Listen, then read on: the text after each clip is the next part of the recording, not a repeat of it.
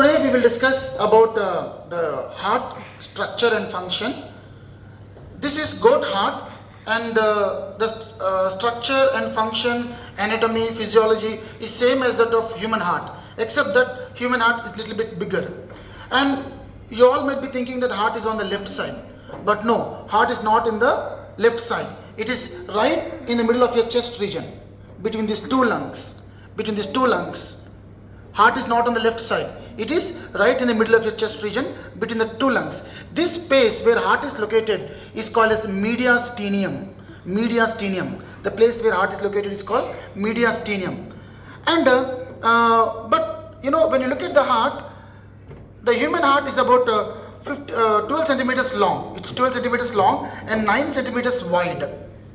The human heart is 12 centimeters long and 9 centimeters width. And the human heart is about 250 grams in females and 300 grams in males. And this human heart, it has an anterior end and posterior end. The anterior end is broad, but the posterior end is pointed.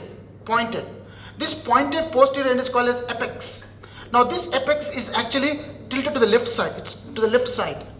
And the beating at this apex, at the ventricles, is more strong. That's why you feel the heartbeat on the left side. Just because the heartbeat is more strong at this ventricles, at this apex, you feel that the heart is on the left side. But actually, heart is right in the middle of your chest region, between the two lungs, at a space called mediastinum. But the apex is slightly tilted to the left side. Okay? Pause. Start. When you look at the human heart or any animal heart, it has a lot of fat on it. It all depends upon the kind of diet that animal eats.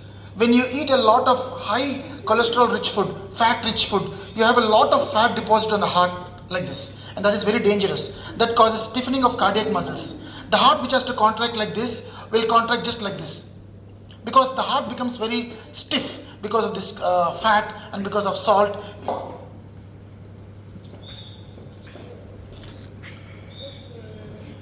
We will remove this fat.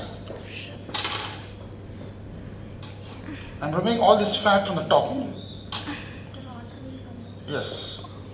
I'm removing all this fat. This is all fat.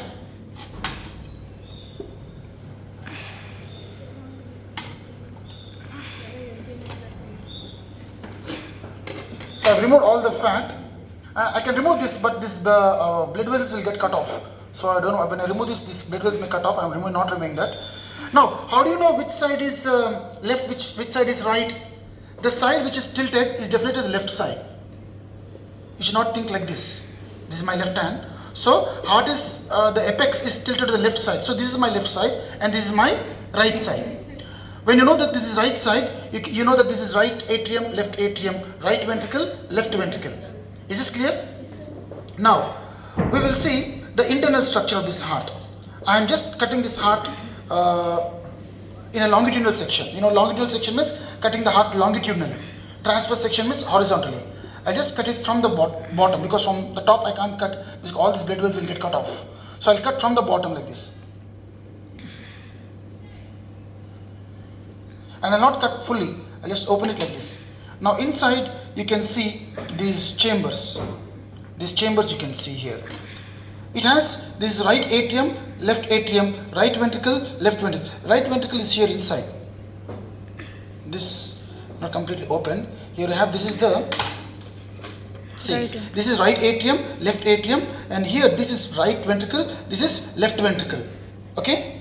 Now, we'll see how the blood circulation starts. Pause. Now we will see the internal parts of the heart.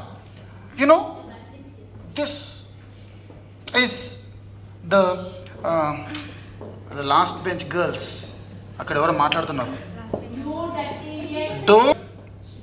Now, look at here, the blood circulation.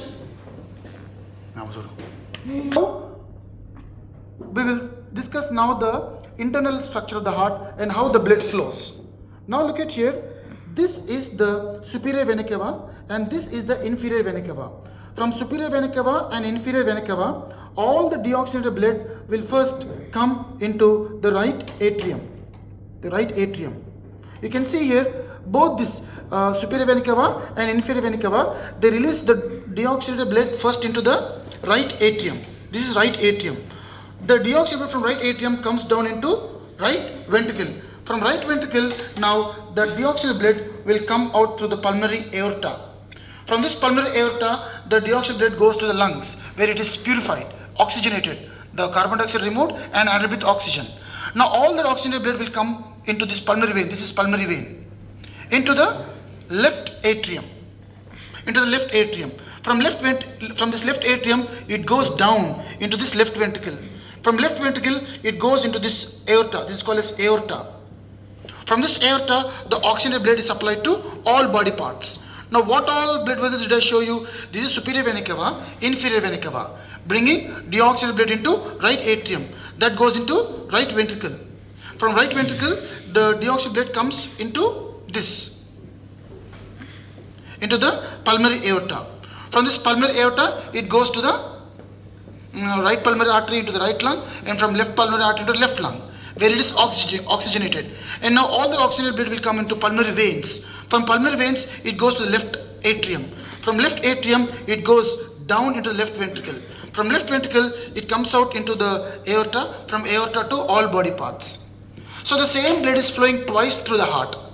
Once in oxygenated form and the other time in deoxygenated form. So we call, that's why human heart has a double circuit heart, and we call it double circulation, because the same blood is flowing twice through the heart. So we call double circuit heart. Once the flow of oxygenated blood and the other time flow of deoxygenated blood. Is it all clear? Yes, sir. Stop it.